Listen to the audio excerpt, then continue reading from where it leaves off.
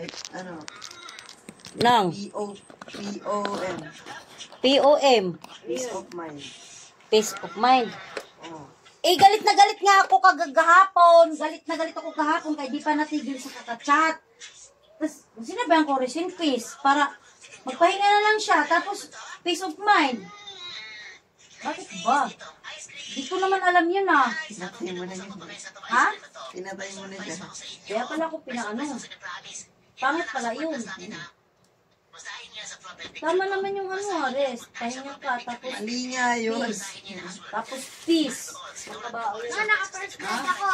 Saan nyo ba nakita yung ganun? Ano yan sa mga palabas yung may mga ganon. Nga, Kahit nga sa cartoons may ganon eh kapag patayin eh. pero may words naman yung maganda na, rest in peace. Peace of mind yung tawag doon. Peace of mind. Oo. Hindi rest in peace. May kaiba ba yun? Sinabi ko rin niya noon sa isa, kaya pala galit na galit sa akin yun.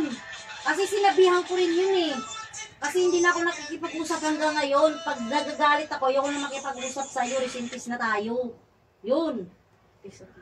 Ha? Rest in peace na ta. Rest in peace. Napatay na kayong dalawa. Hindi, rest in peace na kaming dalawa. Mali Di na din kami yun eh. mag-uusap. Rest in peace. Kaya pala di ka Inaano ko lang kasi tinanong nga kanina ni Shen, sabi niya, tinanong ko nga siya, Day, ano ibig sabihin ng rest in peace, Day? Kasi galit na galit sa akin yung ano. Lagi ko kasi sinasabi yan kasi para hindi na kami mag-uusap. Hindi na kami mag-uusap. Hindi mo mag-uusap kasi patay na. Hindi na kami mag-uusap lagi. Ano na lang. Chat na lang. Hindi rin kami nag-chat. Pag nagagalit ako, di na ako nakikipag-usap. Ano lang. Wala lang. Hindi ka na ng tawad, sabihin mo mali ka lang talaga ng intindi.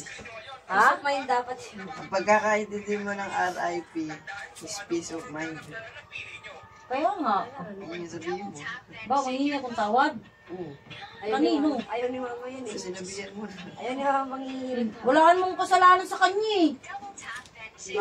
Wala namang kasalanan ah. Nag-rest in peace ka eh. Pero wala namang ginawang kasalanan. Yun lang Hindi naman na yung yung kasalanan mo. rest in peace. Oo. Kaya magsabi ka ng ano, mali pagkakaintindi mo ng RIP.